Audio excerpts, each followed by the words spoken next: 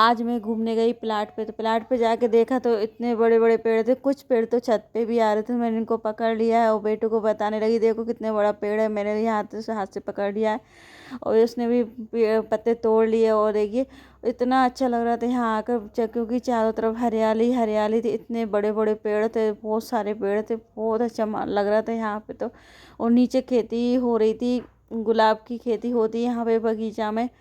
तो देखिए बहुत सारे गुलाब के पेड़ लगे हुए थे यहाँ पे, पेड़ में बहुत फूल आ रहे थे। अभी तो फिर भी कम है, सर्दियों के टाइम पे बहुत ज़्यादा फूल आते हैं। तो आज पहली बार मैंने गुलाब की खेती देखी, मैंने कभी नहीं देखी गुलाब की खेती कैसी होती है।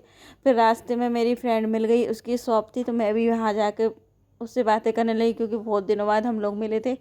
और चाहे किसी से मिल आओ या कहीं घूम आओ, घर आ गए तो वही काम करना है। तो फिर मैं भी आ गई भुट्टा सेकने के लिए, देखिए छोटा वाला पंखा उठा लाई थी और फिर आग जला ली, भुट्टे सेकने लगी। बारिश के दिनों में भुट्टा सेकना बहुत ही ज़्यादा मुश्किल का काम होता है, क्योंकि लकड़ियाँ गीली हो जाती है और कंडे पे गीले, तो आग बहुत ही स्लो जलती है। 2-4 भुट्टे सेक के फिर देखिए इतने तेज धुआं लग रहा था आंखों में, और एक भुट्टा मैंने भी खा लिया। फिर कपड़े डाले थे तो फिर इनको और उठा लेती हूँ, क्योंकि कपड़े सूख चुके थे, आज धूप बहुत अच्छी निकली थी।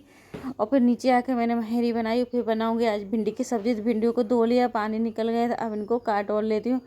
तो वैसे तो मैं गोल गोल भिंडी काट रही थी, बेटा बोला मम्मी लंबी भिंडी काट के बनाना, क्योंकि उसे लंबी वाली भिंडी बहुत अच्छी लगती है।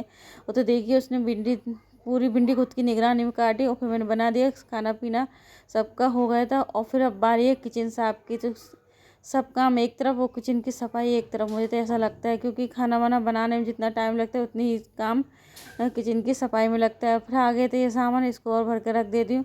तो फिलहाल तो शक्कर डब्बा भी खाली नहीं, जिसको तो मैंने ऐसे ही रख दिया, और बाकी जो सामान था उसको भी भर के रख दूँगी। फिर सामान को मैंने भर दिया है, और अब आ गई बेटे को दवाई पिलाने के लिए, क्योंकि उसको बुखार आ रहा था। मैं उसको दवाई और पिला देती हूँ।